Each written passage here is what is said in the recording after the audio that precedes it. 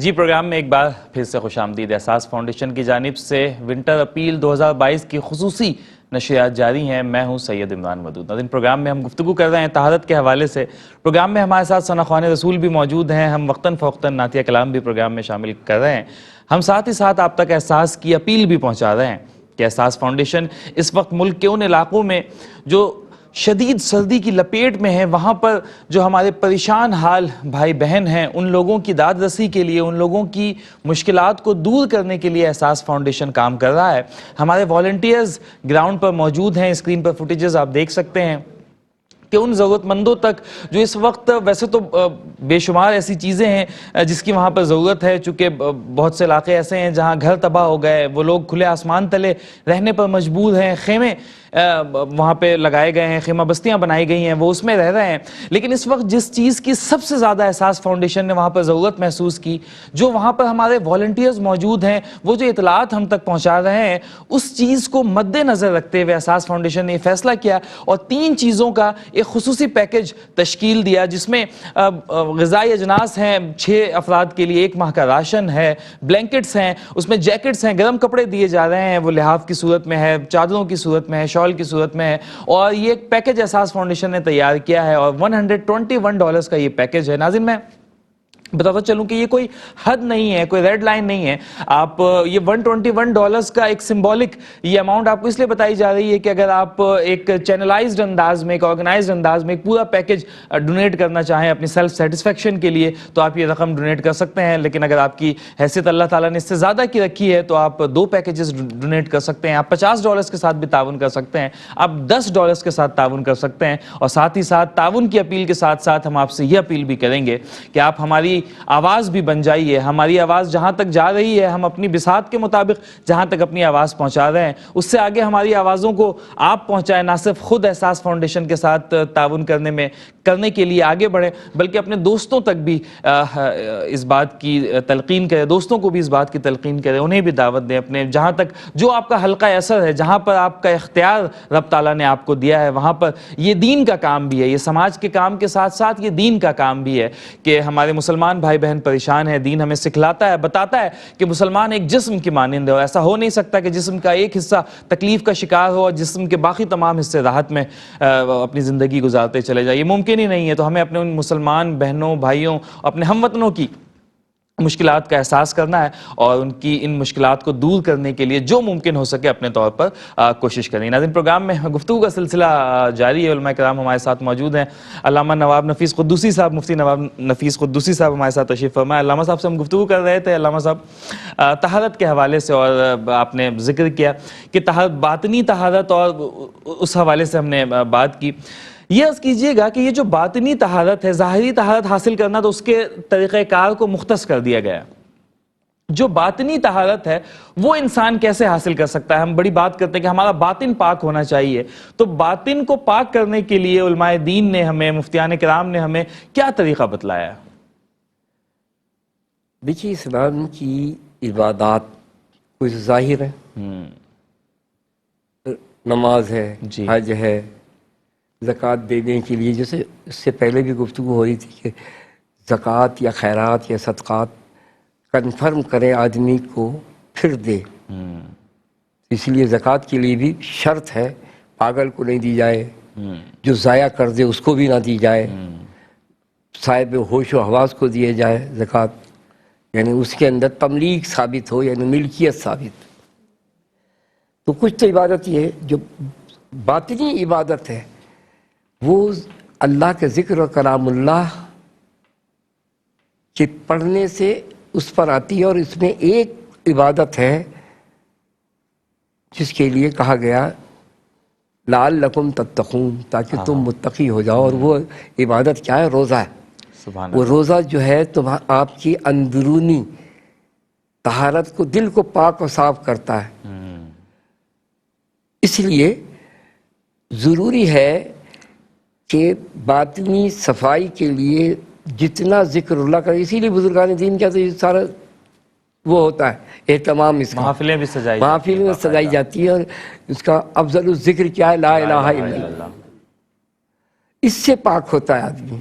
جب قلب نرم، جب بندہ گناہ کرتا ہے پہلی دفعہ تو اس کے دل پر ایک اسپاٹ آ جاتا ہے جس کو آپ تل کہتے ہیں نا، کالا بلیک، وہ آ جاتا ہے. دوسرا کرتا ہے، دوبارہ کوئی دوسرا گناہ کرتا ہے، دوسرا آ جاتا ہے، تیسرا آ جاتا ہے. یہ کرتے کرتے کرتے ایک وقت ایسا آتا ہے کہ پورا دل سیاہ ہو جاتا ہے. پھر اس کو ہر الٹی بات سیدھی اور سیدھی بات الٹی نظر آتی، کیونکہ اب اس کا ایمان جو ہے دب کے رہ گیا ہے. ایمان کی جو جلا ہے، ایمان کے اندر جو طاقت ہے، قوت ہے، جو اساس ہے وہ ختم ہو رہی ہے. اس لیے آپ دیکھتے ہوں گے کہ بڑی جلدی سے آدمی جھوٹ بول دیتا ہے، بڑی جلدی سے آدمی دھوکہ دینے لگتا ہے، یہ سب کرنے لگتا ہے. یہ سب کیا چیزیں؟ یہ سب ذکر اللہ، اللہ کے کلامی. قرآن مجید فرقان حمید ایسا نہیں ہے کہ معلوم ہے رمضان شریف میں ہی بیٹھ کے کہنا یار میں ایک قرآن تو ختم ہی کر لوں. بیچاری عورت کر رہی ہے یا بچہ اس کا مرد کر رہا ہے، یہ سارا قرآن مجید رشد و ہدایت ہے. قرآن مجید سیدھا راستہ دکھانا ہے. اللہ کی معرفت حاصل کرو گے جب اللہ کے کلام کو پڑھو گے، رسول اللہ صلی اللہ تعالی وسلم کے فرمان کو پڑھو گے. کیونکہ سرکار دو عالم صلی اللہ تعالی وسلم کی زندگی مبارکہ کا سب سے بڑا اصول اور ضابطہ اور قاعدہ یہی تھا کہ اللہ کی شناخت، جس کو آپ کہیں معرفت الہی، اور معرفت الہی اسی کو حاصل ہوگی جو معرفت رسول جس کو حاصل ہو پہلے. بے شک. کیونکہ پہلے جب تک رسول کی معرفت نہیں ہوگی اس کو معرفت الہی نہیں ہوگی. کیونکہ رسول اللہ کی تعلیم سے تو آپ شناخت کر رہے ہو کہ اللہ ایک ہے، وحدہ لا شریک ہے، وہ پالنہار ہے، وہ اس کا نہ کسی کو جنا ہے نہ کسی سے جنا گیا ہے، ازل سے ہے اب تک ہے، اس کی کوئی کائی نہیں متعین کر سکتا. وہ تو لامحدود ذات ہے. یہ آپ کے شہرک سے بھی قریب ہے، ماں بایا بھی ہے کائنات میں. تو یہ تو جو ذات ہے اللہ تبارک و تعالیٰ کی، اس ذات کو پیش نظر یاد رکھیں کہ مستحکم ہوگا جب رسول اللہ صلی اللہ تعالی وسلم کی تعلیمات مبارکہ پر، اسوہ حسنہ پر، اخلاق کریمانہ پر آپ سختی کے ساتھ عامل ہوں گے، تب آپ کو معرفت الہی حاصل ہوگی، آپ کا باطن پاک ہوگا. علامہ صاحب بہت خوبصورتی کے ساتھ آپ نے اس حوالے سے ارشاد کیا. ہم باطنی طہارت کے حوالے سے تو بات کر رہے ہیں، اگر ہم ظاہری طہارت کے حوالے سے ایک مسئلہ ذہن میں آتا ہے. عموماً لوگ عبادات کے حوالے سے یہ ہیلہ تلاش کرتے ہیں. کسی کو نماز کے لیے جانا ہوتا ہے، نماز کا وقت ہوتا ہے، تو ایک بڑا نارمل سا بہانہ ہے کہ یا وہ میرے کپڑے پاک نہیں ہیں اور وہ کیچڑ میں راستے سے جا رہا تھا اور کوئی چیز ایسے لگ گئی ہے. تو اس حوالے سے بھی یہ مسئلہ بھی ساتھ ساتھ ارشاد فرما دیجیے گا کہ اس حوالے سے کیا حکم ہے؟ کپڑے پر وہ لگ جائے تو ہم کیا اس کے لیے نماز چھوڑ دیں یا کپڑا پاک کرنے کا اہتمام کریں؟ غسل واجب کب ہوگا؟ غسل واجب جب ہوگا جب آدمی کی شہوت کے ساتھ اس کا مادہ تولید نکلے، شہوت کے ساتھ.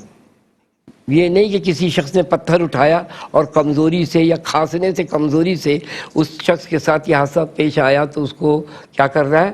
اسے غسل نہیں کرنا ہے، کپڑا بدل لے.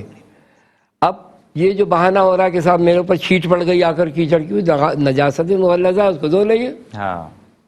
اس پہ غسل تھوڑی آ رہا ہے. وہ تو بہت ساری لگ جائے، کپڑا ناپاکی ہو جائے، پلیت ہو جائے، جب بدلنے کا حکم ہے، غسل کرنے کا حکم ہے. جی جی. اس سے پہلے تھوڑی ہے کہ معلوم ہے کہ جا رہا یہاں سے جگہ جگہ کیچڑ پانی ہے، اس کے اندر کیا روزانہ غسل کرے گا وہ جا کر؟ وہ باقاعدہ اس نے اس کو وہیں پر ہی جا کے پانی سے ذرا سا دھو لیا اس نے. تو یہ بہانہ ہے. تو اب یہ وہ خود سوچے اس کا ایمان کیا کہتا ہے. کیونکہ بزرگان دین کا اور علماء کرام کا، مفتیان کرام کا کہنا یہ ہے کہ پہلے تو فتویٰ دل سے لو، کتنے پانی میں کھڑے ہو. اب جو یہ بہانے تراش رہا ہے تو یقیناً اس کو پہلے سوچنا چاہیے کہ وہ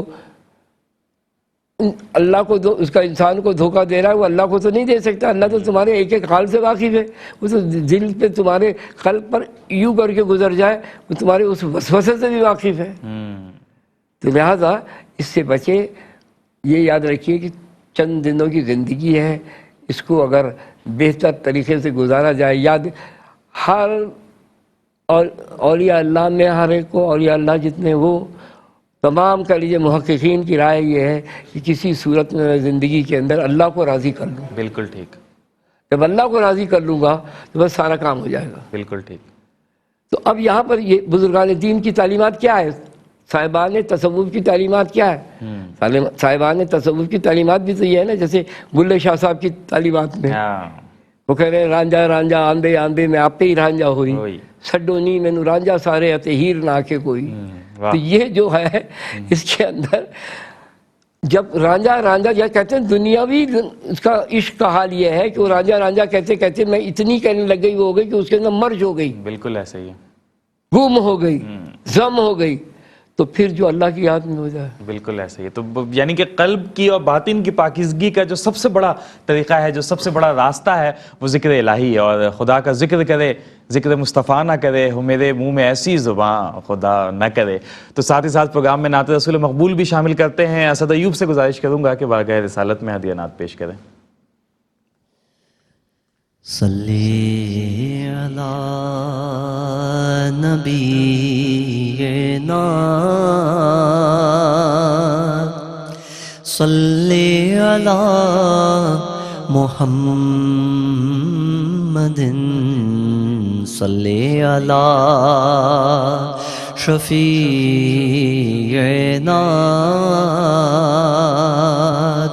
صلی علی محمد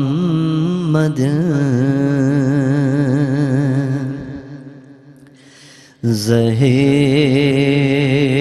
مقدر حضور حق سے سلام آیا پیام آیا جھکاؤ نظریں بچھاؤ پلکیں ادب کا اعلیٰ مقام آیا زہِ مقدر یہ کون سر سے کفن لپیٹے چلا ہے الفت کے راستے پر فرشتے حیرت سے تک رہے ہیں یہ کون سی احترام آیا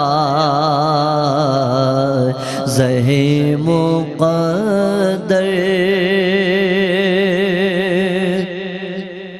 یہ راہ حق ہے سنبھل کے چلنا یہاں ہے منزل قدم قدم پر پہنچنا در پر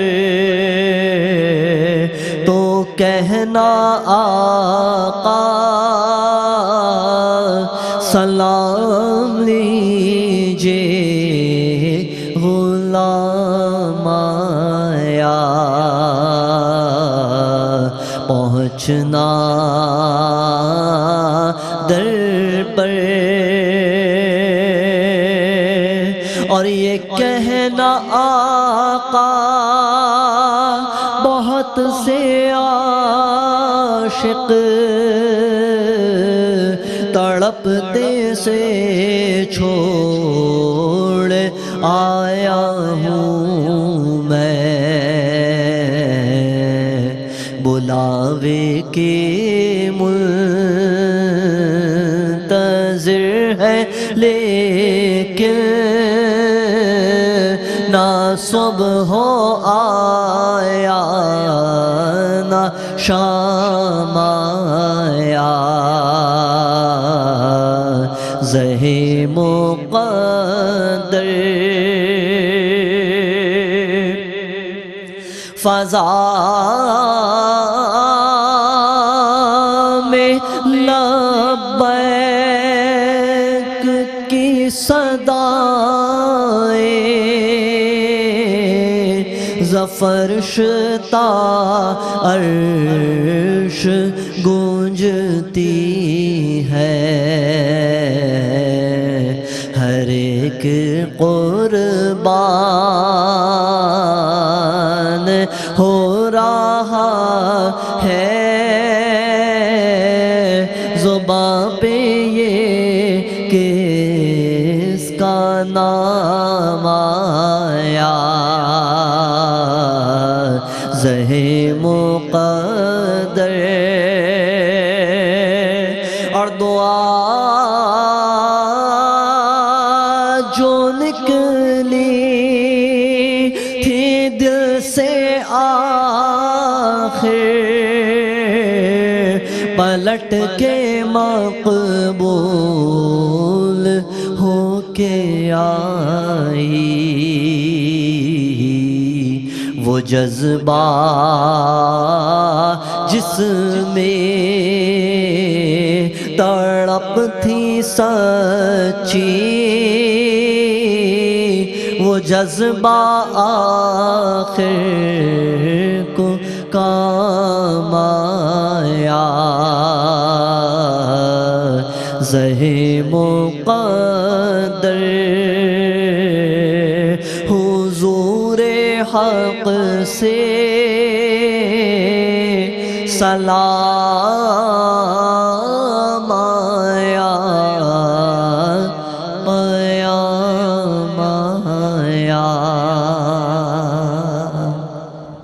سبحان اللہ سبحان اللہ، جھکاؤ نظریں بچھاؤ پلکیں، ادب کا اعلیٰ مقام آیا، اور دربار نبوی دربار رسالت صلی اللہ علیہ وآلہ وسلم کی تو کیا ہی بات ہے، ہم اس کا تصور ہی محال ہے، اس کا تصور ہی مشکل ہے جب ان کے غلاموں کے در پر جھکتے ہیں سلاطین عالم، پھر کوئی بتائے آقا کے دربار کا عالم کیا ہوگا۔ تو ہم تو بس ان کے در کے گدا ہیں، ان کے در کے غلام ہیں، ہماری یہی التجا ہے کہ اللہ تعالی ہماری پوری زندگی ہمیں اسی راہ میں اپنی زندگی صرف کرنے کی ہم سب کو توفیق عطا فرمائے۔ پروگرام میں گفتگو کا سلسلہ جاری رکھیں گے، علامہ صاحب ہمارے ساتھ موجود ہیں۔ علامہ صاحب آپ کی جانب آؤں گا۔ ہم بات کر رہے تھے طہارت کے حوالے سے، پاکیزگی کے حوالے سے، باطنی طہارت کے حوالے سے۔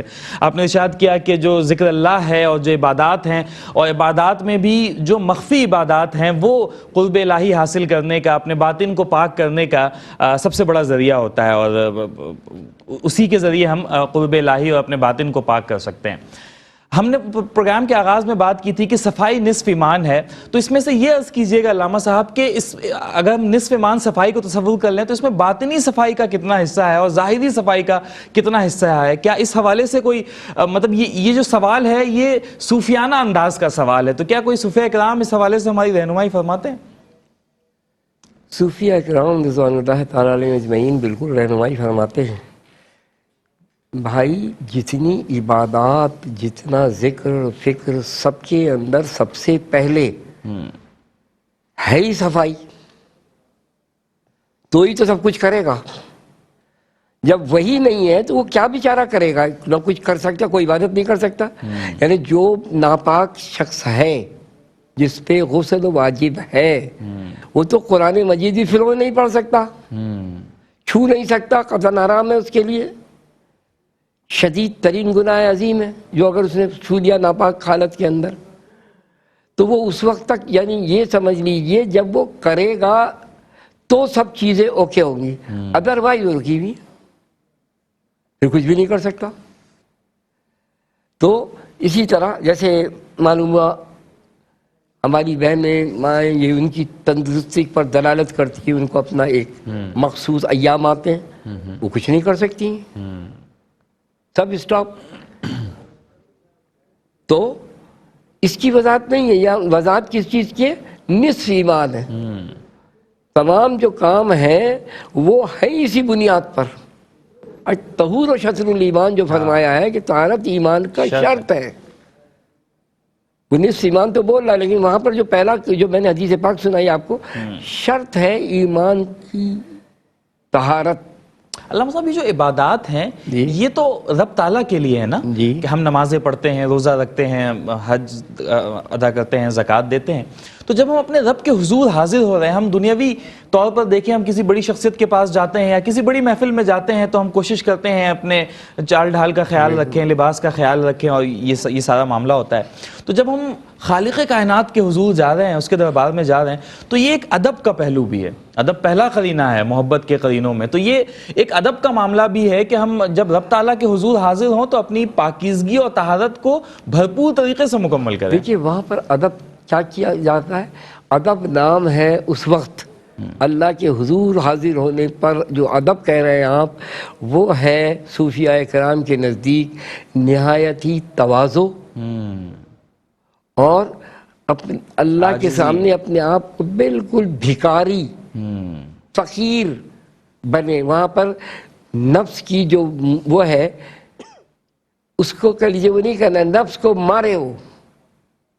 دل دھڑکتا ہے تو آتی ہے انا الحق کی صدا، عشق منصور کے پردے میں خدا ہوتا ہے. واہ، وہاں پر وہ کرے گا. اس کے اندر کیا ہے، اس میں تواضع اتنی ہو کہ میں اپنے رب کے، یعنی دیکھیے نا نماز، عظیم الشان نماز کون سی ہے؟ نماز کی حالت عظیم الشان حالت یہ ہے کہ جب وہ اپنی سر کی آنکھوں سے رب تبارک و تعالیٰ کی زیارت کر رہا ہو. سبحان اللہ. یہ ایک نمبر ہے پہلا. اور جب یہ کچھ بھی نہیں ہے تو کم از کم وہ یہ سوچ لے کہ مجھ کو میرا رب دیکھ رہا ہے. یا تو وہ یہ تصور کرے کہ میں رب کو دیکھ رہا ہوں، تو وہ رب کو دیکھے، وہ بڑی بات ہے. اور اگر وہ نہ ہو سکے تو کم سے کم تو یہ تو حالات میں دیکھ رہا ہے. واہ، تمہیں پاک بھی دیکھ رہا ہے، تمہیں ناپاکی کی حالت میں بھی دیکھ رہا ہے، تمہیں سفر میں بھی دیکھ رہا ہے، حضر میں بھی دیکھ رہا ہے، اٹھنے میں بھی دیکھ رہا ہے، بیٹھنے میں بھی دیکھ رہا ہے، جلوے میں، اس کا سونے میں، جاگنے میں، سب میں دیکھ رہا ہے. وہ تو دیکھ رہا ہے، وہ تو خالق و مالک ہے. تو لہذا اس سے بچ کے نہیں جائے گا آدمی. تو جو وہاں پر طہارت ہے اپنے رب کو یاد کرنے کے لیے، اس کے لیے اس کو ظاہری اور باطنی صفائی سب سے عظیم پہلی ہے شرط. اسی شرط پر اس کا ایمان کا دار و مدار ہے. کیونکہ اور یہ تصور ہی اتنا مضبوط ہے کہ اگر انسان یہ تصور ہی کر لے تو باقی چیزیں تو اس کے بعد بڑی سہل ہیں. اب آ جائیے آپ، کوئی آدمی اگر اس کا دریا میں اور سمندر میں ڈبکی لگا رہا، پاک ہو گیا؟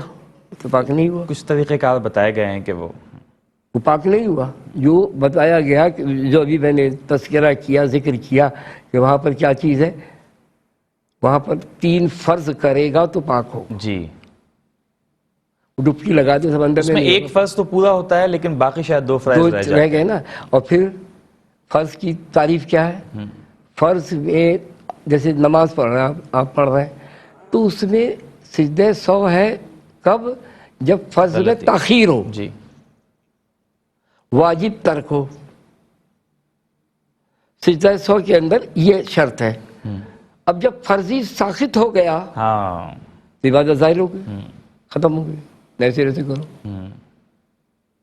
یہ فرق، یہ کچھ بنیادی مسائل ہیں جن کا سیکھنا بھی ہمارے لیے بڑا اہم ہے، ضروری ہے. اب سمندر کے جو وہ معاملات رہ گئے 2 فرض وہ بتا دیں، وہ بھی بتا دیں.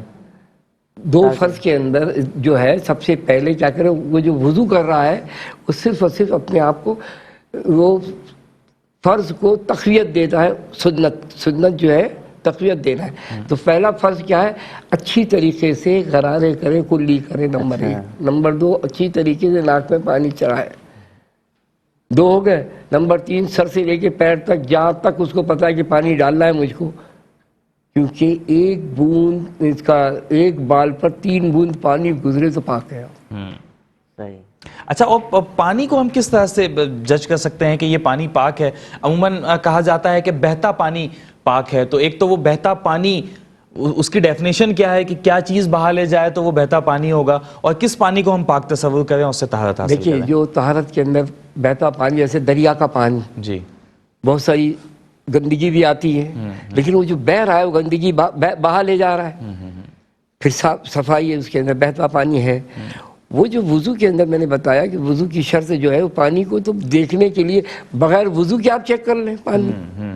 آپ 3 دفعہ اچھی طریقے سے ہاتھ دھوئیں، دیکھ لیں ہاں بھائی اس میں کوئی رنگ نہیں، منہ محسوس کر لیں اور اس کو ٹھیک ہے نا، محسوس کر لیں. کلی کر کے دیکھ لیں کہ اس کے اندر کوئی چیز ملی بھی نہیں ہے، یعنی آپ نے اس کے اندر شربت سے وضو نہیں ہوگا کہ چینی ملا دی آپ نے. جی اسی طرح آپ ناک میں اس کا کر لیجئے کہ ناک میں پانی چڑھایا آپ نے لیا, ناک میں پانی لیتے ہی پتہ چل گیا کہ اس میں کوئی سیوریج لائن وغیرہ نہیں نکلی ہے, بو نہیں آ رہی ہے. ایک چھوٹا سا ضمنی سوال ساتھی یہ کرتا چلوں کہ وہ ایک روایت سن رکھی ہے, تصحیح کیجئے گا ٹھیک ہے یا نہیں, کہ اگر کسی پانی میں کوئی ایک تنکا بہہ جائے تو وہ بہتے پانی کے زمرے میں آئے گا, کہ جس طرح سے ہمارے جو نلوں میں پانی آتا ہے تو اس سے ایک تنکا بآسانی بہہ جاتا ہے, اور اگر ہمارے پاس کوئی ناپاک کپڑا ہے یا جسم ہے اور ہم نے اس پانی میں اسے دھو لیا تو وہ پاک ہو جائے گا. یہ ٹھیک ہے یہ مسئلہ؟ جی ہاں بالکل. دیکھیے نا ہمارا جو لائن کا پانی آتا ہے سبحان اللہ ہے. جی جی جی الحمدللہ.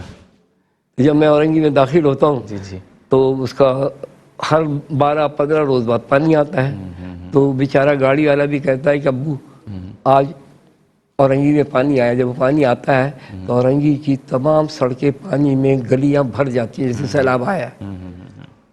وہ تو پہلے تھی لیکیج تھی, لیکن اس کے اندر جب یہ والی سیوریج لائن ملی تو اس میں پانی میں بو بھی آنے لگا. یہ تو سارے مسئلے مسائل ہمارے ساتھ موجود سیلاب ہیں. آیا ہوا ہے لیکن گھر میں پانی نہیں آ رہا ہے, نل میں پانی نہیں آ رہا ہے. پروگرام میں کیا ناظرین چیز؟ یہاں پہ آپ اس وقت کو ہوا کہہ ہے رہے ایک نعت رسول مقبول صلی اللہ علیہ وآلہ وسلم کا, اور نعت رسول مقبول صلی اللہ علیہ وسلم کے لیے میں گزارش کروں گا حافظ جبران رحمانی صاحب سے کہ وہ ہدیہ نعت پیش کریں.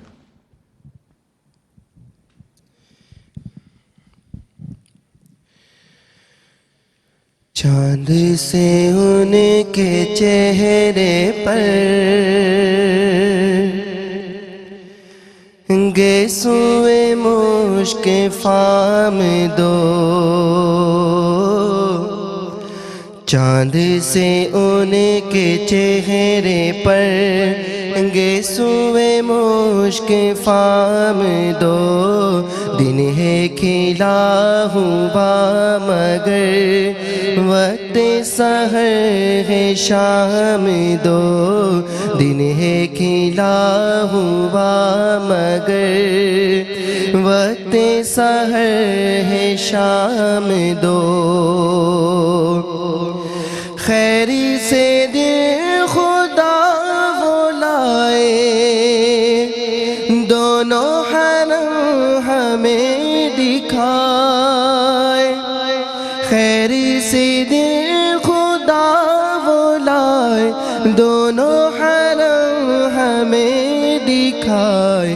زمزم بیر فاطمہ کے پئیں گے چل کے جام دو, زمزم بیر فاطمہ کے پئیں گے چل کے جام دو. چاند سے ان کے چہرے پر گیسوئے مشک فام دو, دن ہے کھلا ہوا مگر وقت سحر ہے شام دو. ذات حسن حسین ہے عین شبیہ مصطفیٰ, ذات حسن حسین ہے عین شبیہ مصطفیٰ. ذات ہے ایک نبی کی ذات ہے یہ اسی کے نام دو, ذات ہے ایک نبی کی ذات ہے یہ اسی کے نام دو. چاند سے ان کے چہرے پر گیسوئے مشک فام دو, دن ہے کھلا ہوا مگر وقت سحر ہے شام دو. پی کے پلا کے میں کشوں کچھ تو بچی کچی ہی دو, پی کے پلا کے میں کشوں کچھ تو بچی کچی ہی دو. قطرہ دو قطرہ ہی سہی کچھ تو برائے نام دو, قطرہ دو قطرہ ہی سہی کچھ تو برائے نام دو. پی کے پلا کے میں کشوں کچھ تو بچی کچھ ہی سہی قطرہ دو قطرہ ہی سہی کچھ تو برائے نام دو چاند سے ان کے چہرے پر گیسوئے مشک فام دو ہاتھ سے چار یاروں کے ہم کو ملیں گے چار جام ہاتھ سے چار یاروں کے ہم کو ملیں گے چار جام دست حسن حسین سے اور ملیں گے جام دو دست حسن حسین سے اور ملیں گے جام دو چاند سے ان کے چہرے پر گیسوئے مشک فام دو دن ہے کھلا ہوا مگر وقت سحر ہے شام دو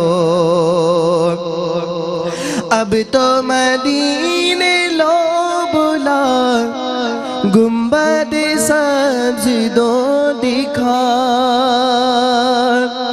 اب تو مدینے لو بلا گنبد سبز دو دکھا حامد و مصطفیٰ رضا ہند میں ہے غلام دو حامد و مصطفیٰ رضا ہند میں ہے غلام دو چاند سے ان کے چہرے پر گیسوئے مشک فام دو دن ہے کھلا ہوا مگر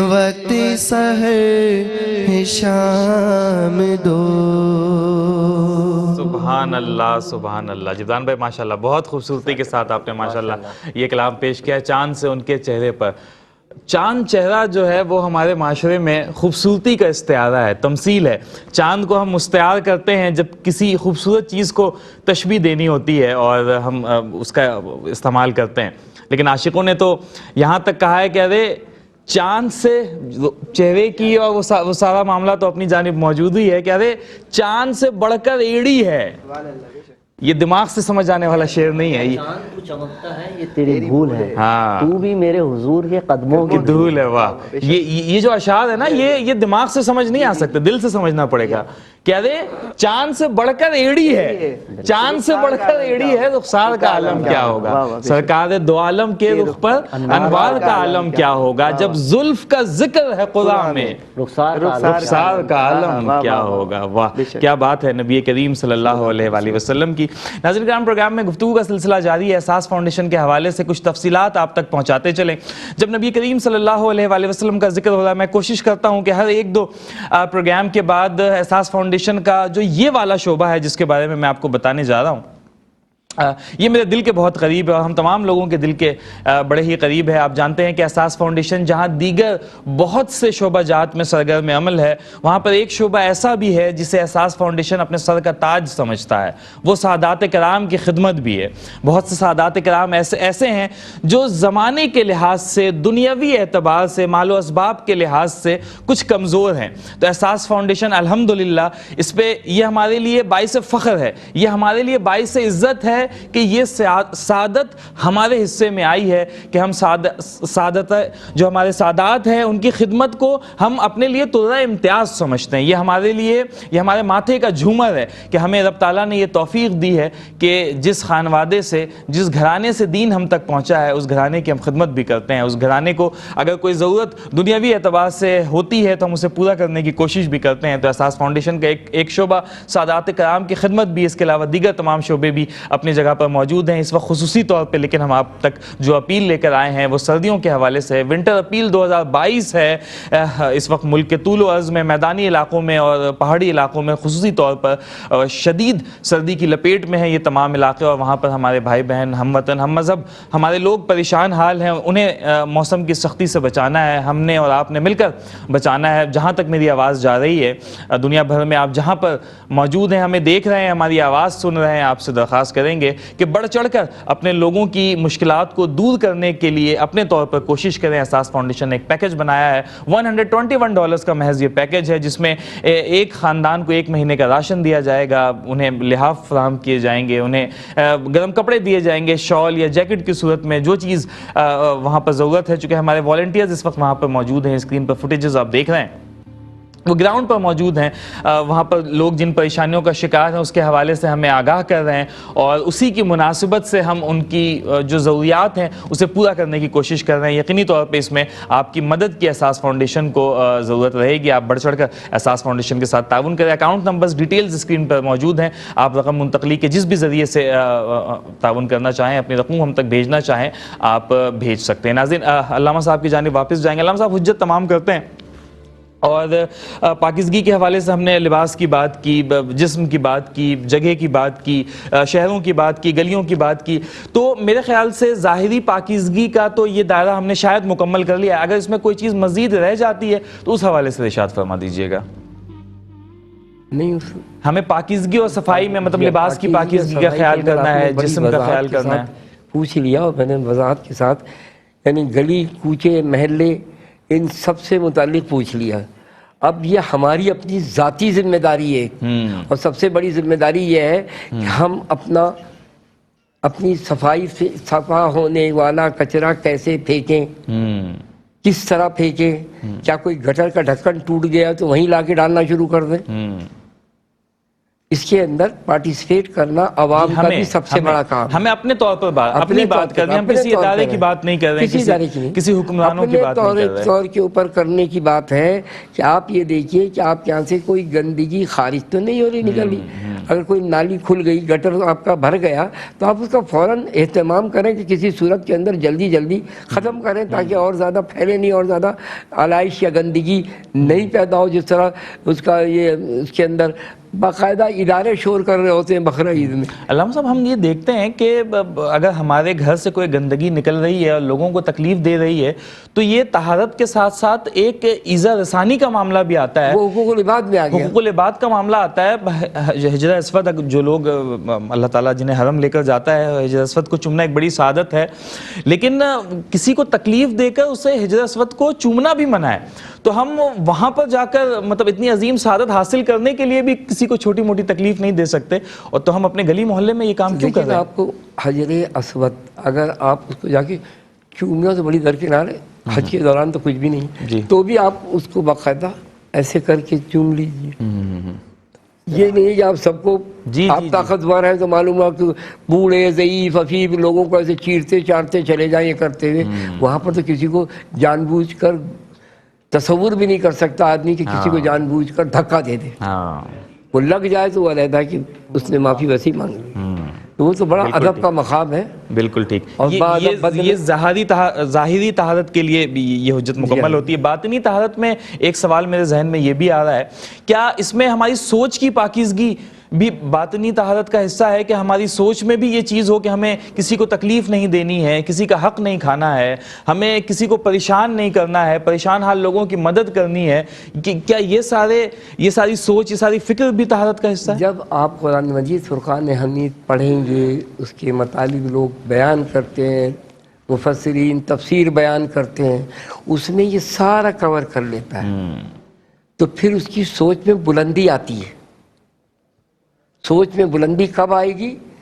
جب اللہ تبارک و تعالیٰ کے حکم اور رسول اللہ کے فرمان عالی شان پر سختی سے کاربند ہوں گے تو سوچ کے اندر آپ کی بلندی آئے گی، پھر پست نہیں سوچیں گے آپ، اور وہ اللہ تبارک و تعالیٰ پھر انشراح صدر فرما دیتا ہے، اور اسی طرح آدمی تمام برائیوں سے بچتا ہے، لوگوں سے بچتا ہے، کیونکہ جو نیک اعمال کرنے کے لیے دیتے ہیں اس کے اندر کہہ لیجیے کہ درس دیا جاتا ہے، وہ یہ درس یہی دیا جاتا ہے. تو لہذا اس میں سوچ کے اندر بلندی جبھی آئے گی جب آپ کا دل و دماغ یاد اللہ سے معمور ہو، بھرپور ہو، غلاغش ہو، آپ کی اس میں آئے گی. بالکل ٹھیک. اور ناظرین یہ یقینی طور پہ ہماری خوش قسمتی ہے کہ بزرگان دین ہمیں صحیح طور پر رہنمائی فراہم کرتے ہیں اور ہمیں کیا کرنا ہے کیا نہیں کرنا ہے اس حوالے سے آگاہ کرتے رہتے ہیں.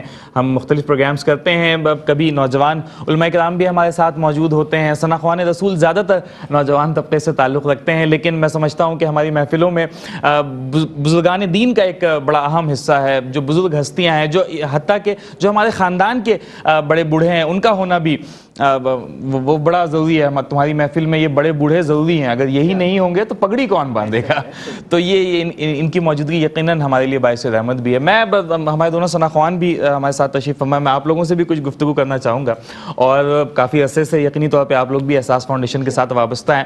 تو آپ اپنے دل کی بات بتائیں کہ آپ احساس فاؤنڈیشن کو، جبران بھائی، آپ مطلب آپ نے کیسا محسوس کیا؟ جو آپ محسوس کرتے ہیں بس وہی ناظرین کو آگاہ کیجیے. دیکھیں، سب سے پہلی بات یہ ہے کہ حقوق العباد، یہ جو ہے حقوق العباد میں بھی آتا ہے، اور انسانیت کا نام ہی جو ہے وہ خدمت ہے، کہ ایک انسان دوسرے انسان کی خدمت کر رہا ہے. تو احساس کو ہم نے اس طرح پایا ہے کہ الحمدللہ ثم الحمدللہ کہ لوگوں کا ٹرسٹ، سب سے پہلی بات جو ہے کہ لوگوں کا جو ٹرسٹ ہے وہ احساس پر جو بالکل وہ مائنڈ بلوئنگ ہے الحمدللہ. تو میں یہ سمجھتا ہوں کہ آج یہی کسی چیریٹیبل آرگنائزیشن کے لیے یہی سب سے بڑی طاقتور چیز ہے کہ لوگوں کا اعتماد اس کے اوپر جو وہ پختگی کے ساتھ ہے. کیونکہ ایمانداری کے ساتھ کسی چیز کو اس کی منزل تک پہنچا دینا عمران بھی سب سے بڑا جو ہے وہ کام ہے. کیونکہ دل میں انسان کے جو ہے بہت سارے وسوسے بھی آ جاتے ہیں کہ جب کسی کی ہم امانت لے کر کسی تک پہنچا رہے ہوتے ہیں تو یہ بہت ایک بالکل ٹھیک. اسد بھائی آپ کیا ایڈ کرنا چاہیں گے؟ عمران بھائی دیکھیں، جب سیلاب آیا یا کوئی بھی قدرتی آفات کا جب ہم سامنا کرتے ہیں، بات یہ ہے ARY فیملی جو ہے حاجی رؤوف صاحب، اللہ تعالیٰ ان کے پورے خاندان کو سلامت رکھے، یہ ہمیشہ سے چیریٹی تو ہم اور آپ دیکھتے رہتے ہیں ماشاءاللہ سے کتنی کرتے ہیں ہر اعتبار سے. لیکن جب حضرت خواجہ غریب نواز رحمۃ اللہ علیہ کے نام پر انہوں نے یہ ادارہ قائم کیا، خواجہ غریب نواز ویلفیئر ٹرسٹ، وہ دوسرا یہ احساس فاؤنڈیشن، یہ احساس فاؤنڈیشن، اور یہ تمام چیزیں جب ARY فیملی نے شروع کی تو ہم نے یہ دیکھا کہ ابھی سیلاب زدگان جو سیلاب کی تباہ کاریوں کا شکار ہیں، وہاں پر ہم نے یہ دیکھا کہ جب ہمارا وہاں پر وزٹ ہوا تو ایسی جگہ تھی، پہلے یہ تو سامان لے کے کون جائے. اچھا، ہمیں ماشاءاللہ کراچی میں ایسے ادارے ہیں جو یہ NGOs کام کر رہی ہیں، احساس فاؤنڈیشن کام کر رہی ہے، یہ آپ کی امانتیں وہاں تک لے کے گئے، اور پھر اس کے بعد وہ صرف امانتیں وہاں پر لے کے نہیں گئے بلکہ کشتیوں میں سفر کر کے، باقاعدہ پانی اتنے کلومیٹرز پر تھا کہ وہ کشتیوں میں سفر کر کے لوگوں کے گھر تک پہنچایا ہے. یہ ایک بہت بڑی نعمت ہے. ہمیں ہر وقت جو ہے احساس فاؤنڈیشن کا حصہ بن کے ہاتھ میں ہاتھ بٹانا چاہیے. جی جی ناظرین، پروگرام کا وقت اپنے اختتام کو پہنچتا ہے. جانے سے پہلے میں اپنے مہمانوں کا شکریہ بھی ادا کروں گا، اور احساس فاؤنڈیشن کے حوالے سے ایک آخری بات آپ کے ساتھ یہ کرتا چلوں گا کہ احساس فاؤنڈیشن جس طرح سے آپ دیکھ رہے ہیں کہ علماء کرام کی زیر نگرانی، علماء کرام کے زیر سرپرستی کام کر رہا ہے. ہماری زندگیوں میں ایک بہت اہم حصہ ہمارے دین کا ہے. اگر ہم اپنے دین کی رہنمائی کے لیے علماء کرام کی جانب دیکھتے ہیں تو ہمیں اپنے سماجی معاملات کے لیے بھی ہم عمومی طور پہ ہماری خواہش ہوتی ہے، ہماری سوچ ہوتی ہے کہ علماء کرام ہی ہماری رہنمائی کریں. تو احساس فاؤنڈیشن پر اعتبار کرنے کے لیے، احساس فاؤنڈیشن کی کریڈیبلٹی کو جاننے کے لیے، سمجھنے کے لیے ہمارے لیے یہ دلیل ہی کافی ہے الحمدللہ کہ احساس فاؤنڈیشن علماء کرام کی زیر سرپرستی چل رہا ہے. ہمارے نمائندے اس وقت ملک کے مختلف حصوں میں موجود ہیں، میدانی علاقوں میں بھی موجود ہیں، پنجاب اور سندھ کے، اور بالائی علاقوں میں بھی موجود ہیں، اور لوگوں کی ضروریات کو محسوس کرتے ہوئے جن چیزوں کی ضرورت ہے اسے پہنچا رہے ہیں. آپ سے یہی درخواست ہے، یہی گزارش ہے کہ احساس فاؤنڈیشن کے ساتھ جو آپ کا ایک تعلق ہے، جو آپ کا ایک ساتھ احساس فاؤنڈیشن کے ساتھ ہے، اسے بڑھاتے چلے جائیں تاکہ ان لوگوں کی جو مدد کا یہ کام ہے، ان لوگوں کی جو مشکلات کو دور کرنے کا یہ کام ہے، احساس فاؤنڈیشن اس کو بھی بڑھاتا چلا جائے. پروگرام کا وقت اپنے اختتام کو پہنچا ہے. جانے سے پہلے ایک نعتیہ کلام بھی پروگرام میں شامل کریں گے، اور اس سے پہلے میں اپنے مہمانوں کا شکریہ بھی ادا کروں گا. علامہ صاحب آپ تشریف لائے، دونوں ثنا اخوانوں کا بھی شکریہ ادا کروں گا کہ آپ اپنے قیمتی وقتوں میں سے وقت نکال کر تشریف لائے. جانے سے پہلے نعتیہ کلام لیں گے. اپنے میزبان سید عمران ودود کو اجازت دیجیے. اللہ حافظ. یا الہی ہر جگہ تیری عطا کا ساتھ ہو یا الہی ہر جگہ تیری عطا کا ساتھ ہو یا الہی ہر جگہ تیری عطا کا ساتھ ہو جب پڑے مشکل شہ مشکل کشا کا ساتھ ہو اللہ جب پڑے مشکل شہ مشکل کشا کا ساتھ ہو یا الہی گرمی محشر سے جب بھڑ کے بدن یا الہی گرمی محشر سے جب بھڑ کے بدن دامن محبوب کی ٹھنڈی ہوا کا ساتھ ہو دامن محبوب کی ٹھنڈی ہوا کا ساتھ ہو یا الہی جو دعائیں نیک میں تجھ سے کروں اللہ یا الہی جو دعائیں نیک ہم تجھ سے کریں قدسیوں کے لب سے آمین ربنا کا ساتھ ہو قدسیوں کے لب سے آمین ربنا کا ساتھ ہو یا الہی ہر جگہ تیری عطا کا ساتھ ہو یا الہی جب رضا خواب گرا سے سر اٹھائے یا الہی جب رضا خواب گرا سے سر اٹھائے دولت بیدار عشق مصطفیٰ کا ساتھ ہو یا الہی ہر جگہ تیری عطا کا ساتھ ہو میں قبر اندھیری میں گھبراؤں گا جب تنہا امداد میری کرنے آ جانا رسول اللہ امداد میری کرنے آ جانا رسول اللہ روشن میری تربت کو للہ ذرا کرنا جب وقت نزا آئے آقا دیدار عطا کرنا اے سبز گنبد والے منظور دعا کرنا جب وقت نزا آئے آقا دیدار عطا کرنا چہرے سے ضیا پائی ان چار